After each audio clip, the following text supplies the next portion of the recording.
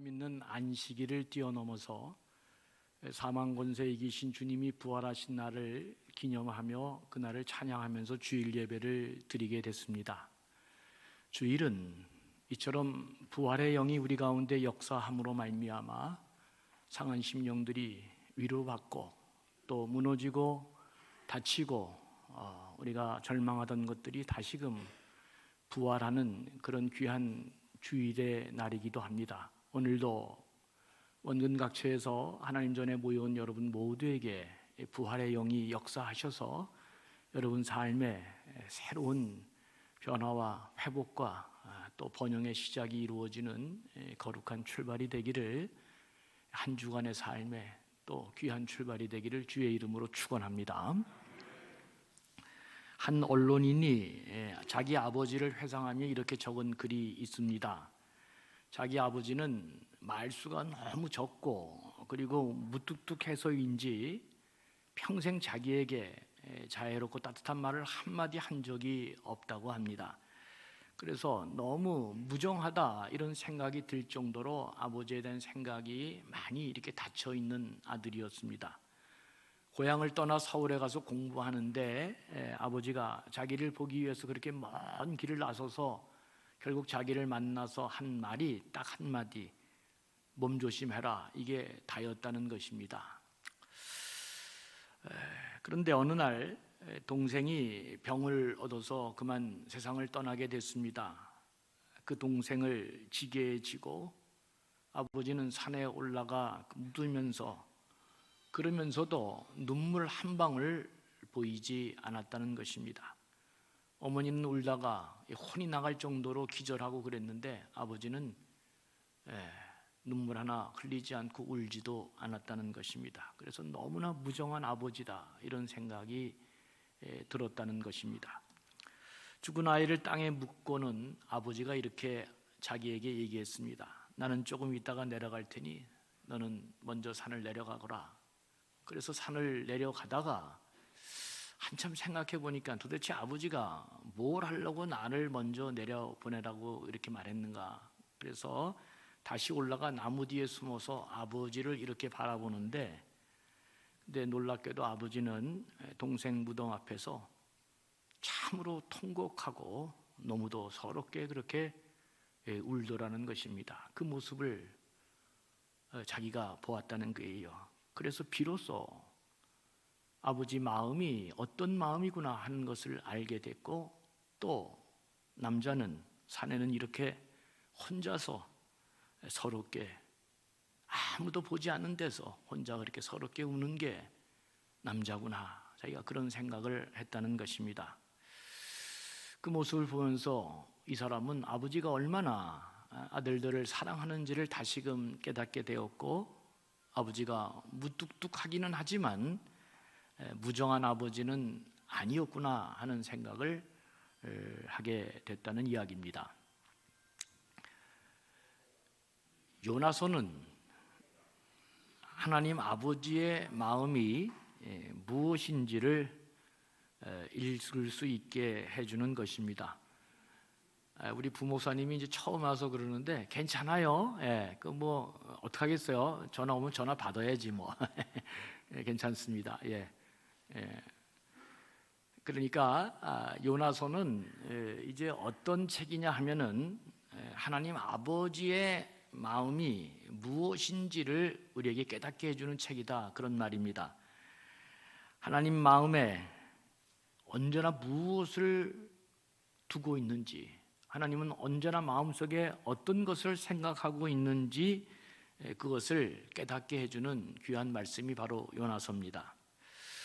그런 의미에서 신앙생활은 반드시 이 두 단계로 우리가 향상해야 되겠다. 첫 단계는 아버지의 뜻이 어디 있는지 아는 것입니다. 그래서 아버지의 뜻을 마음에 품고 아버지의 뜻을 따라 내 삶을 사는 것이고, 두 번째는 하나님 아버지의 마음을 또 아는 것입니다. 아버지의 뜻을 헤아릴 뿐만 아니라 하나님 마음을 알고 하나님 정서에 이르도록 이 뜻을 뛰어넘어 아버지가 갖고 있는 정서, 마음이 무엇인지를 알고 거기에 이르려고 노력하는 것, 이게 신앙이 깊어지는 것이고, 복 있는 자의 삶으로 나아가는 귀한 삶이다, 그렇게 말씀드릴 수 있습니다. 요나서 얘기를 조금 하겠습니다. 여러분, 요나서는 아시는 것처럼 요나가 이제 하나님 말씀을 받는 것으로 시작하죠. 하나님이 적군 니느웨에 가서 하나님의 심판을 전하라고 요나에게 이렇게 말합니다. 그런데 요나는 이 하나님의 말씀을 받으면서도 따르고 싶지 않았습니다. 이 참 특이한 예언자죠. 예언자들은 하나님 말씀을 받으면 그것이 좋든 싫든 역사 속에 나아가 하나님 말씀을 증거해야 되는 사람이 예언자인데, 이 요나는 하나님 말씀을 이렇게 바꾸도 이게 하나님에게 저항하는 거죠. 나 그렇게 말 못하겠다, 지금 이렇게 나오는 것입니다. 요나가 하나님 말씀을 결코 따르지 않으려고 하는 데는 나름대로의 이유가 있었습니다. 왜냐하면 니느웨는 당시 세계를 지배하던 아수르의 수도였습니다. 이 아수르가 큰 제국으로, 그러니까 이제 바벨론이 등장하기 전까지는 세상을 지배하던 아주 큰 제국이고 포악한 나라였는데, 이스라엘을 얼마나 괴롭혔는지 이스라엘의 아주 적국이었던 것이죠. 아시는 것처럼 북이스라엘은 721년에 이 아수르에 의해서 멸망을 당하잖아요. 그러니까 이게 요나가 적국인 니느웨에 가서 하나님 말씀을 전한다, 그리고 40일이 지나면 니느웨가 무너진다, 이 하나님 말씀을 전하는 것을 그는 원치 않았습니다. 왜냐하면 그 나라가 그대로 망하기를 원했기 때문입니다. 40일 뒤에 나라가 망한다 뭐 이런 거 얘기할 필요도 없이 그냥 망하게 두면 되는데 왜 하나님 자꾸 가서 니느웨가 너희가 40일 뒤면은 나라가 무너진다 이렇게 얘기하라는 것일까? 혹시라도 내가 이렇게 말씀을 전하다가 혹시라도 이들이 회개하고 돌이켜 돌아온다면 이 나라가 망하지 않는다면 도대체 어떻게 된단 말인가? 이런 또 마음 한편에 답답한 마음이 있어서 멸망하는 일이 이게 포기되어져서는 안 되겠다, 그냥 그대로 망했으면 좋겠다, 이런 마음으로 요나는 이 니느웨에 가서 하나님 말씀 전하는 것을 원치 않았다, 이제 그런 말씀이 되겠습니다. 나라를 사랑하는 사람으로 어떻게 내가 적국에 가서 이 하나님 말씀을 전할 수 있단 말인가? 요나는 그래서 하나님 말씀에도 불구하고 말씀을 거역하고 정반대 방향으로 가는 다시스의 배를 타고 가다가 아시는 것처럼 큰 풍랑을 만나게 되죠. 온갖 어려움을 겪게 되고 결국 요나는 바다에 던지우게 되는데, 그 유명한 물고기 뱃속에 들어가 며칠을 지나면서 영성을 회복하고 다시 기도하면서 그는 하나님 앞에 돌아오게 됩니다. 돌아오자 하나님은 또다시 요나에게 말씀합니다.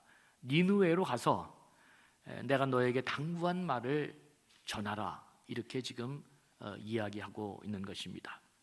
그래서 요나는 이제 어쩔 수 없이 하나님 말씀을 들고 니느웨로 갔습니다.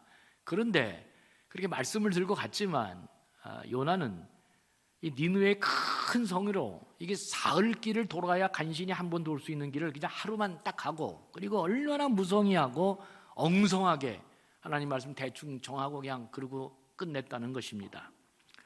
근데 놀라운 일이 벌어졌어요. 이렇게 대충 엉성하게 했음에도 불구하고 다 돈 것도 아니고 조금 이렇게 얘기했는데 이스라엘 백성들이, 아니야, 이 니느웨 사람들이 요나의 말씀을 듣고 선포의 이 심판의 말씀에 놀라서 다 그들이 하나님 앞에 회개하고 돌아왔다는 것입니다.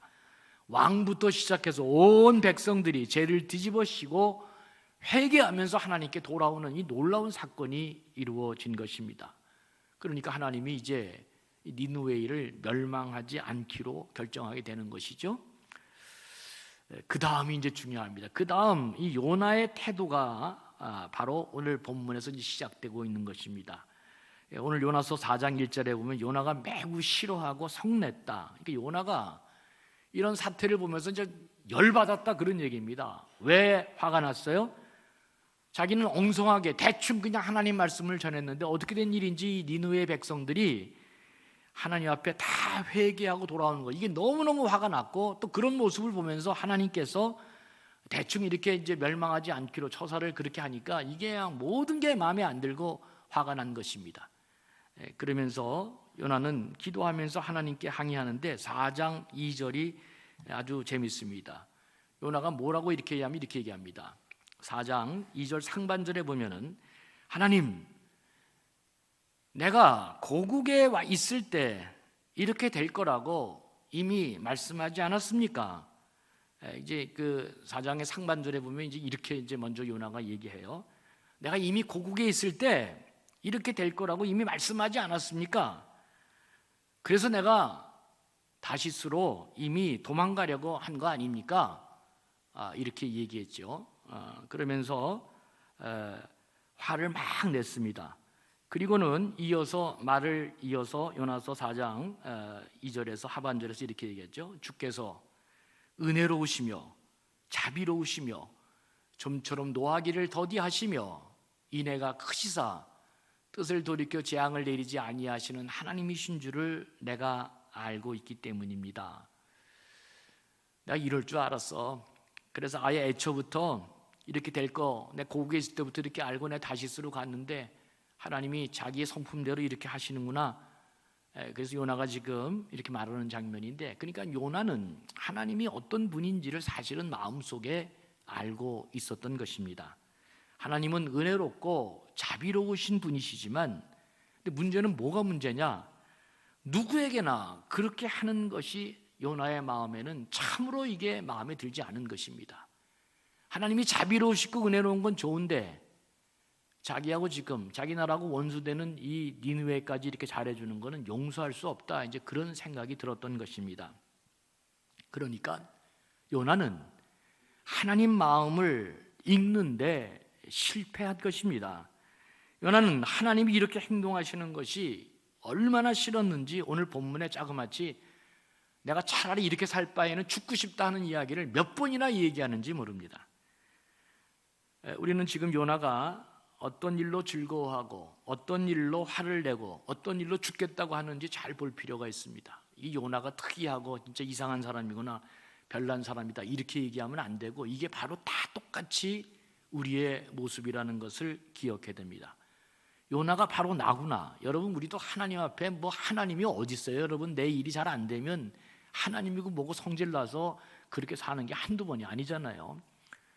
그러니까 우리 성경 읽다가 보면은 우리는 다 좋은 사람하고 자기만 이렇게 동일시해요. 다윗과 사울왕이 있다 그러면 나는 다 누구예요? 다 다윗으로 생각합니다. 근데 실제로 우리의 모습은 사울 왕의 모습인데도 전부 다 우리는 다 자기는 다윗이라고 생각하면서 하나님 말씀이 오늘 나에게 뭘 얘기하는지를 다 놓치게 되는 거죠. 요나의 모습은 특별하고 이상한 사람이 아니라 바로 우리의 똑같은 모습임을 우리가 알 수 있어야 됩니다. 내 면모의 일단을 지금 요나가 보여주고 있구나. 우리가 그렇게 하면서 성경을 계속 읽어나가야 됩니다. 요나는 이대로 죽고 싶습니다. 나 이대로 살고 싶지 않습니다. 그러니까 하나님이 네가 지금 성내는 게 옳으냐, 이렇게 하나님이 반문하셨어요. 그러자 요나가 도시 바깥으로 이제 나가게 되죠. 그 도시 바깥에 나가서 이 도시가 어떻게 되는지 한번 구경하고 싶어서 딱 이렇게 나갔는데, 그때 하나님께서 박농쿨을 크게 자라게 하셔서 요나가 도시를 이렇게 바라보는데 그늘을 지게 딱 이렇게 만들어서 시원하게 만들어줬어요. 그러니까 요나가 기뻐하면서 기분이 좋아졌습니다. 하나님이 자기 위해서 이렇게 잘해주시니까. 그런데 그 이후에 보니까 하나님이 벌레를 동원해서 이 박농쿨을 시들게 했습니다. 그리고 해가 그냥 막 내리쪼이면서 이 뜨거운 바람이 불게 하니까 이제 더워서 미칠 지경이 된 거예요. 박농쿨이 없어지고 했으니까. 그러니까 요나가 또 흥분하죠. 이렇게 살 바엔 차라리 죽는 게 낫겠다. 그냥 입에 그냥 죽는 게 아주 몸에 뱄습니다. 그러니까 그냥 불평하는 거예요. 그냥 조금만 바뀌면 또 불평하고 그렇습니다. 그러자 하나님이 요나에게 말씀하셨습니다. 요나서 4장 9절 이 중반절에 보면 네가 이 박농쿨 때문에 성내는 것이 옳으냐? 네가 지금 이 박농쿨 때문에 성내는 것이 화내는 게 옳으냐? 그러니까 요나가 이제 그 밑에 부분에 가면 뭐라고 얘기하냐면 내가 성내다가 마다 죽더라도 내가 하는 게 옳습니다. 이렇게 하나님께 지금 항거하고 불평하는 장면이 나옵니다. 그러자 이제 하나님이 결정적인 말씀, 오늘 요나서 4장 10절 11절 이걸로 요나서가 맞춰지는 거죠. 이렇게 얘기합니다. 여호와께서 이르시되 네가 수고도 아니하고 그리고 또 기르지도 않은 것, 재배하지도 않은 것, 키운 것도 아닌 것, 그 박농쿨이 하룻밤에 났다가 하룻밤에 말라버린 이 박농쿨도 네가 없어지니까 그렇게 아까워하는데, 그러니까 그까짓 것 가지고도 자기 지금 뭐 이렇게 햇빛을 가로막아 주는 게 박농쿨이 없어졌다고 해서 그거 아쉬워가지고 그냥 그렇게 그냥 그것 가지고 울고불고 난리를 폈는데, 하물며 이 큰 성 니느웨의 좌우를 분별하지 못하는 자가 12만 명이나 되고 가축도 그렇게 많이 있는데, 이 수없이 많은 이 큰 성 니느웨의 모든 생물을 내가 다 이거 어찌 아끼지 아니하겠느냐? 너는 하찮은 그 박넝쿨 하나 너한테 도움된다 해서 그거 하나 아까워서 이렇게 난리를 피는데, 이 많은 사람, 이 많은 가축을 아끼는 것이 이게 어찌 내가 이것들을 아끼지 않고 내가 이것들을 죽일 수 있겠느냐? 이제 하나님이 그렇게 말씀하는 장면입니다.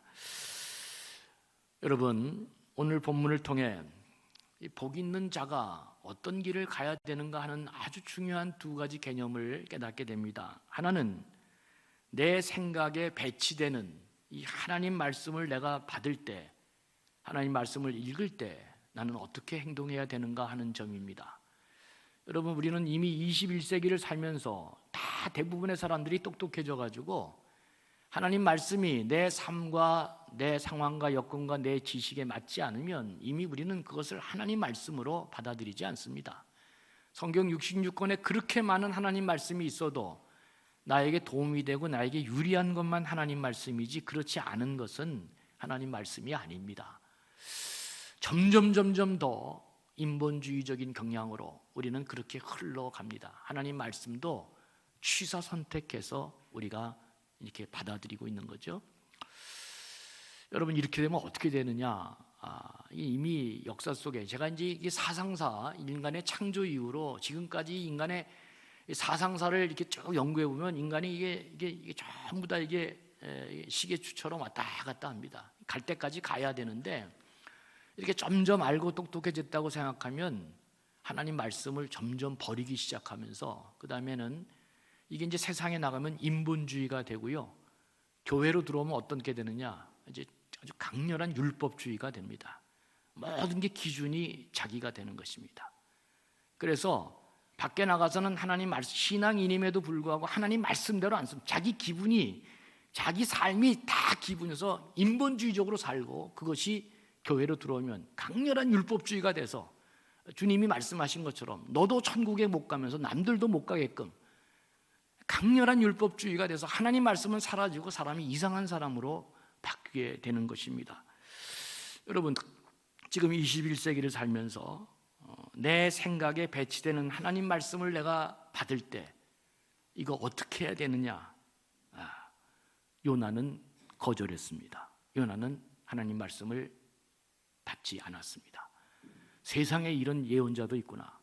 하나님 말씀 받아서 전해야 되는 사람이 하나님 말씀을 거역하고 자기 뜻대로 한 것입니다. 그렇게 되면 예언자가 아니고 거짓 예언자가 되는 것입니다. 그때부터는 말씀을 위탁받은 선지자임에는 틀림없지만 이 말씀만은, 이것만은 니느웨에 가서 이들을 살려내라, 이것만은 내가 못 받겠습니다. 요나는 지금 그렇게 했습니다. 여러분, 내 생각과 하나님의 뜻이 충돌할 때 나는 어떻게 할 것이냐? 이건 매우 중요한 문제가 아닐 수 없습니다. 신앙이 좋은 사람처럼 내 생각 물리고 하나님 생각을 채택하면 이보다 더 좋을 게 없는데 점점 갈수록 이게 잘 안 되는 세상에 우리가 살게 됩니다. 이게 잘 돼야 되는데, 이게 하나님 말씀을 받고 사는 게 복 있는 자의 길인데, 여러분, 그러다가 하나님이 이제 내 환경을 어렵게 하죠. 고통받게 하고 그리고 깨닫게 하고, 그러면서 기도하면서 내가 다시 하나님 앞에 돌아가야지, 하나님 말씀 붙들고 살아야지. 이제 우리가 사람이 다 그렇게 되죠.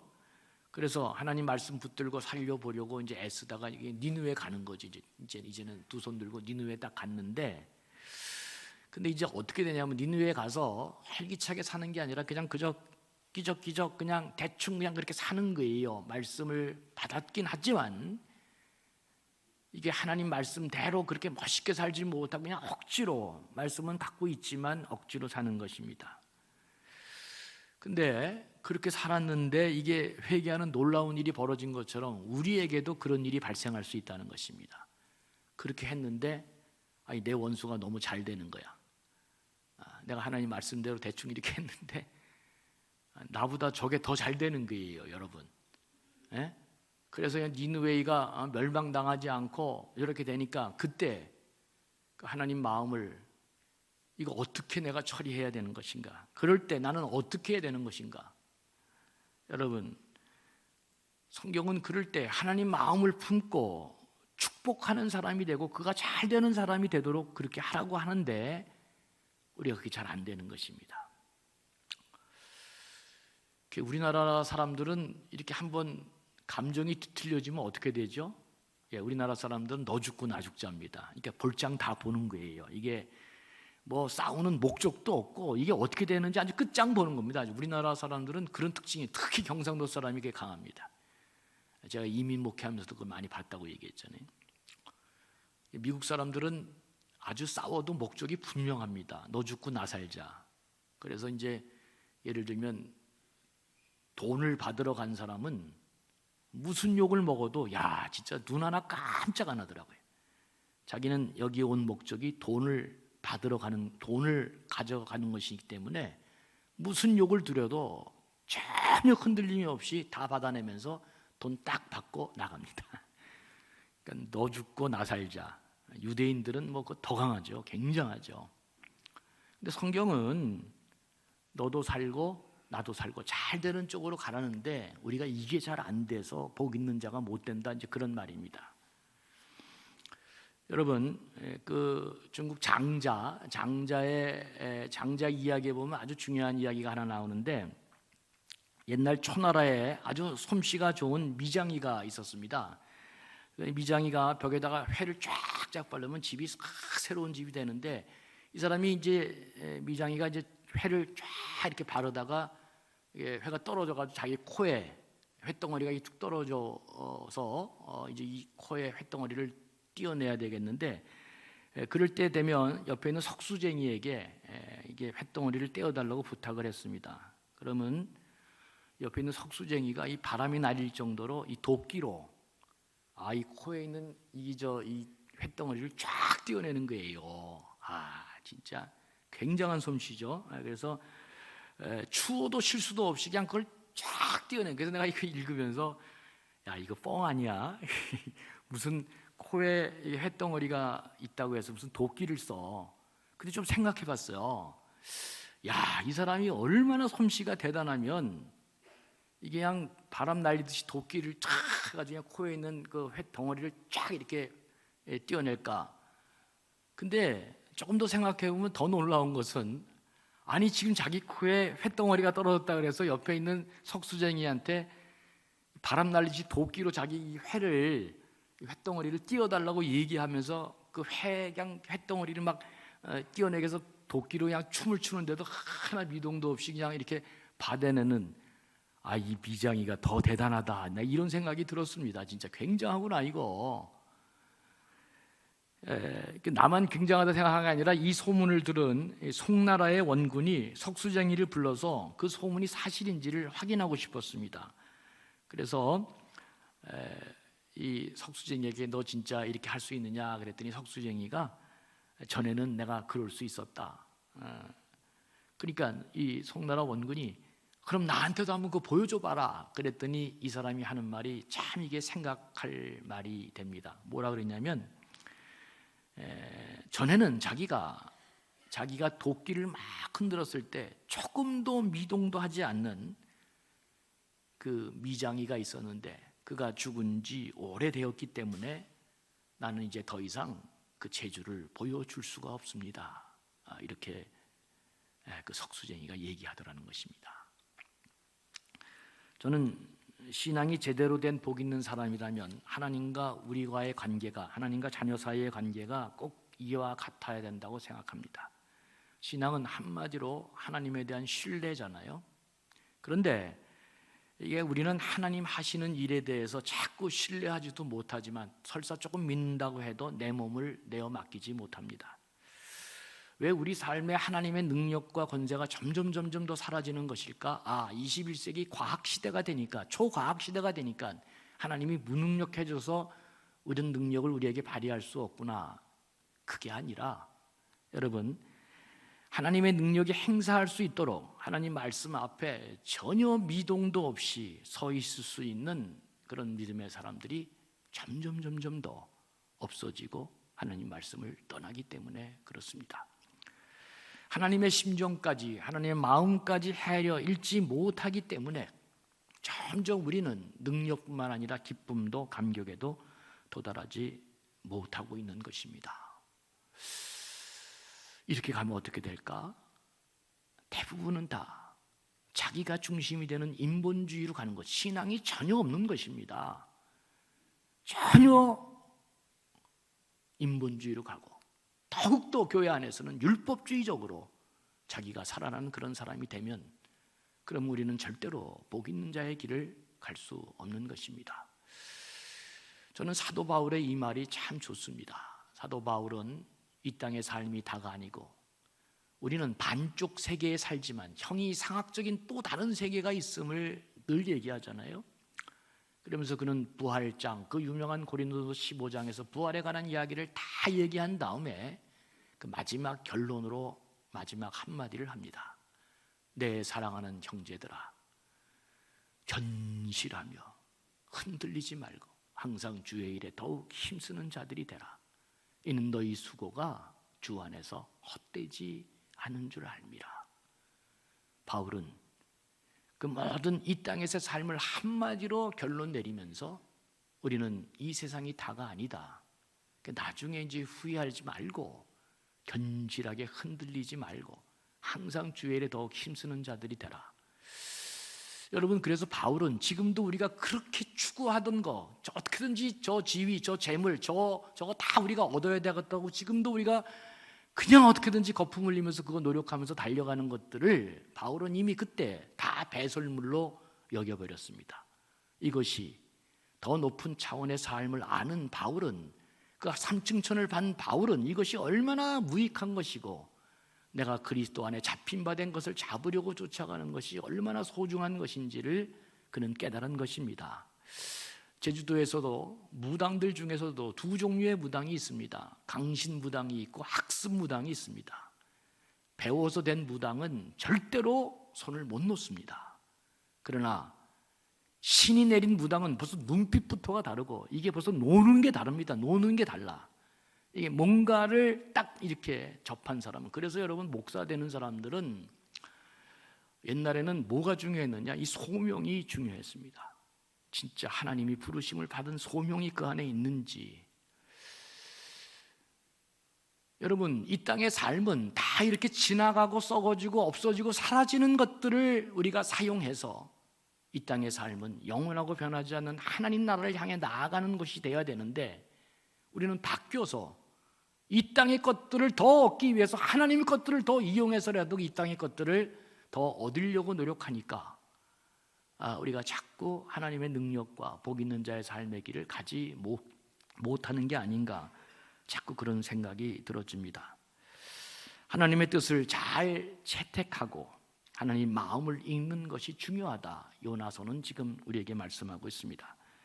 하나님이 당신 자신을 지금 어떤 사람들에게까지도 이렇게 넓혀 가고 있는지를 잘 알면서 하나님을 사랑하고 하나님을 따르는 우리들이 마음과 발걸음도 어떻게 넓어져야 되는지를 오늘 요나서를 통해 보여주고 있는 것입니다. 그러니까 요나서의 주제는 더 넓어지라는 것입니다.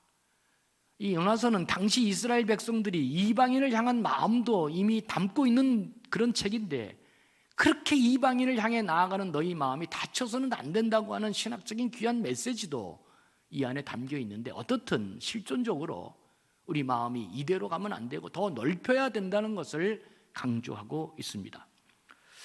디모데전서 2장 4절을 보면 이렇게 말씀하고 있습니다. 하나님은 모든 사람이 구원을 받으며 진리를 아는 데 이르기를 원하느니라. 또 베드로후서 3장 9절에 보면 뭐 하도 제가 우리 축복에 대해 다 말한 거니까 하나님이 오래 참으신답니다. 왜 오래 참으시느냐? 아무도 멸망하지 아니하고 다 회개하여 이르기를 원하기 때문에. 오늘도 그러니까 하나님은 내가 좋던 싫던 그 관계없이 모든 사람이 구원받기를 원하는 게 하나님의 뜻이라고 하는 것입니다. 이게 하나님의 심정이고 하나님의 마음이고 세상을 향한 하나님의 마음인데, 요나는 하나님의 이 뜻을, 하나님의 이 마음을 받을 수가 없었던 것입니다. 안 받았습니다. 그래서 하나님이 그러면 안 된다고 지금 우리들에게 권면하고 있는 것입니다. 모든 사람이 구원받기를 원하는 하나님의 뜻을 기억하고 살고 너희 마음의 지평이 이렇게 더 넓어져야 된다. 신앙이 자꾸 깊어지면 깊어질수록 하나님을 닮아서 많은 사람들에게로 점점 넓어져야 되는데 우리는 자꾸 이상하게 좁아지는 것이 아닌가. 요나처럼 나중에는 하나님 말씀 자체도 거절하고 자기 뜻대로 자기 마음대로 삶을 사는 게 아닌가 하는 것들을 요나서는 이렇게 마감하면서 요나서를 닫고 있습니다. 오늘 우리는 요나서를 통해 하나님이 얼마나 넓으신지 하나님의 마음을 우리가 꼭 들여다보면서 우리가 더욱더 마음이 넓어지는 방향으로 나아가도록 하나님이 우리를 초대하고 있다고 하는 것입니다. 아무쪼록 내가 얼마나 넓고 지금 너그러워지고 있는가, 또 얼마나 내가 갖고 있는 좋은 것들을 니느웨 아니라 그 어떤 적군에게도 개방하며 그에게도 복음의 은총을 나누고 그가 구원받도록 내가 노력하고 있는가. 여러분, 자기만을 추구하고 오로지 자기 생존만을 위해 살고 있는 이런 생활 방식, 이런 환경에서 이런 마음이 얼마나 위험천만한 삶의 방식인가, 그런 질문도 할 수 있을 것이지만 요나서는 하나님이 계시기 때문에, 그럼에도 불구하고 하나님이 계시기 때문에 하나님의 마음을 품고 너희가 이런 복 있는 자의 길을 가라고 우리에게 계속 말씀해 주고 있습니다. 2023년은 이런 모험을 한번 해보는 그런 귀한 해가 되기를 바랍니다. 저도 마찬가지입니다. 지금까지 갖고 있는 생각과 그런 방식으로는 절대로 하나님이 내 그릇을 넓혀주지 못합니다. 아무리 부어주려 그래도 내 그릇이 그거밖에 안 되는데 어떻게 하나님의 그 축복을 받아낼 수 있습니까? 하나님은 우리들에게 복 있는 자의 길을 가도록 우리 마음을 넓히고 우리 생각을 넓히고 얼마나 넓고 너그럽고 하나님 마음에 합당한 것들, 내 좋은 것들도 나눠주고 개방하면서 더 많은 사람들을 유익하게 할 때 우리가 꿈꾸는 그 놀라운 부흥도, 우리가 꿈꾸는 그 놀라운 축복도 행복도 다 누리게 될 것입니다. 아무쪼록 이런 삶의 방식이 참 통하지 않는 어려운 시대를 살면서도 하나님 믿고 하나님 살아계시고 하나님 그토록 원하시니 하나님 마음을 품고 이런 복 있는 자의 길을 가는 귀하고 멋지고 존귀한 분들 다 되시기를 주의 이름으로 간절히 축원합니다. 하나님 아버지, 올해 2023년은 우리 모두가 복 있는 자의 길을 가는 거룩하고 존귀한 자들 되게 해 주시옵소서.